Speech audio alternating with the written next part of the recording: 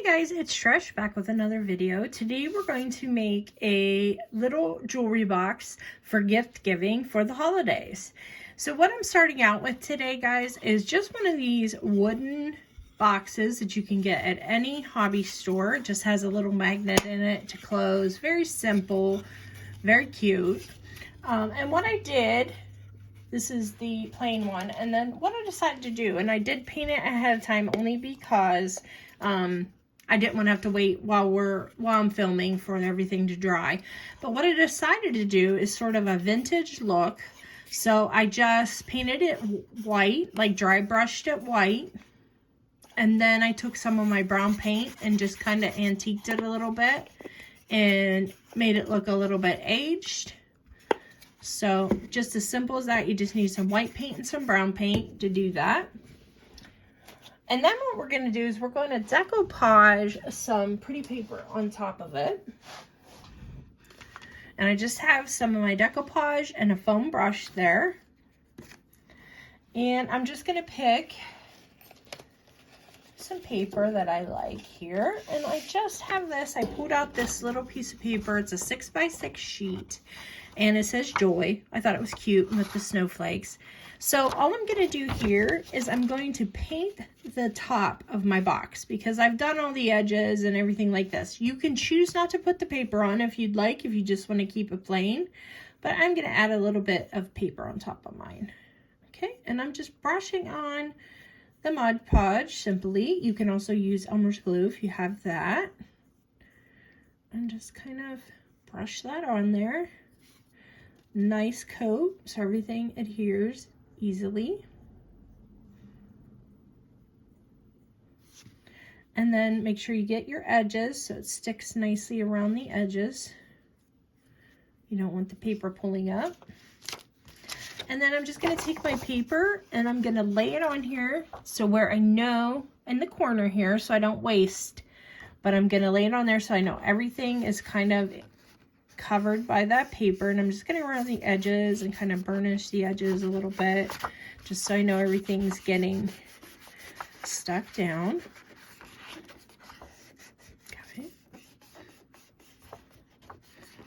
And we want this to sit for a little bit and to dry. Okay.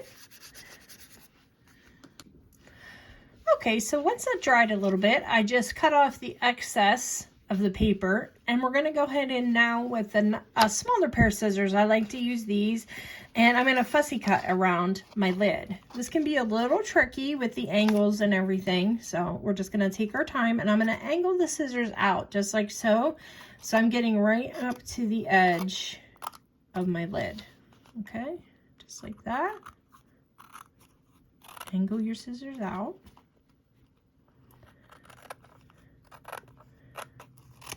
Okay, we're just going to work our way around, angling out and cutting the paper.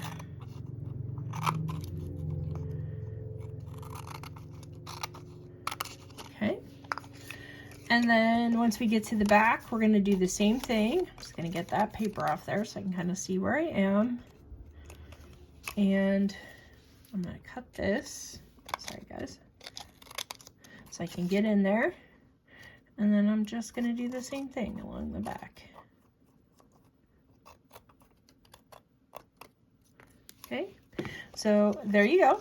It's pretty much nice and even. If you can go back, you can check and see, well, is that a little bit too far out? That looks like it might be, so we can go back in and trim, get a little bit more just to get that perfect. But I think that looks pretty nice. So what I like to do then is make sure everything's nice and stuck down. And then I'm just going to take a very thin coat of my Mod Podge and just go all over the top of it, and especially hit those edges so your edges aren't coming up. And this is basically just giving it gives it more of a finished look, and it looks like it's more part of the box when you do this, especially when you do those edges. You don't have to worry about anything coming up, and then it gives your top just a little bit of a gloss. You don't have to use much. You can see I'm doing a very, very thin coat, and just let that dry for a bit. Okay, now that your box is dry, we're going to get to the decorating part. And I've already opened these because I did use these buttons in another video. But the ones that I'm using are called Sparkling Snowflakes and Reindeer Magic. Okay, I really like this mix together. You have some silver, some vintagey looking stuff, some just white snowflakes, really fun. But what I want to do is I want to put one of my deer on the top of my box. And then I know I want to put some snowflakes. I'm just not sure which ones yet. I like the silver. I like the contrast of this is how my house is as well, where I have like vintagey stuff and then flashy stuff and shiny stuff. I just love the contrast of that. And what do we want to do? Do I want to do like that one? Maybe we'll do that. Okay. Easy enough right there. So just pick out the buttons that you want to decorate your top with, and then you're going to need a cutter or a heavy duty pair of scissors if you do pick buttons that have shanks on the back. Some of the pieces of course don't have shanks on the back, so you could just buy them from Dress It Up like that. Or if you do decide to use buttons, it's as simple as cutting the shank off. And I just put pressure against the item that I'm wanting to cut on both sides with my cutter, and then give it a squeeze. Okay, and now it's a flat back. And now same thing on this one, pressure on both sides, because that's enabling you and to get as close as you can on that shank so it doesn't sit weird. Okay, all right, so we have put our pieces where we want them, and now we're just going to glue them on. You could use hot glue. I'm just going to use some Loctite super glue. Seems to work pretty well in these instances. And don't go too crazy. You don't want it pushing out underneath your piece and making a mess of your beautiful box.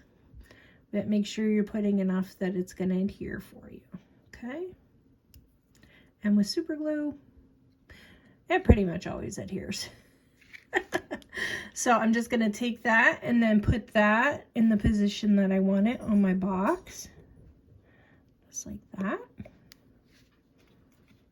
Okay, and then we'll just start gluing our snowflakes.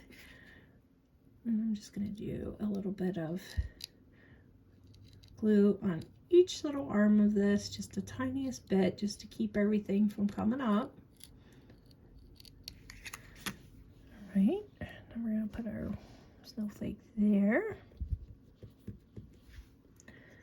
And then on the back of this one,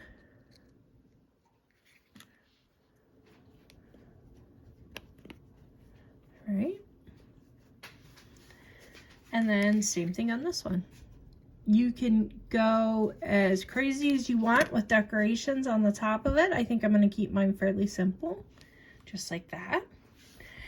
And then what I like to do, guys, is once I have everything adhered, let it dry a little bit. Of course, you want to make sure everything's holding on. And then what I do is I just fill it up with some paper, some shredded paper, just like that. You can also take a piece of ribbon or a piece of sari silk and just wrap it around and make a bow on your piece just for presentation. So this is just a little piece, a big piece of sari silk that I have that I'm just going to wrap around just like so.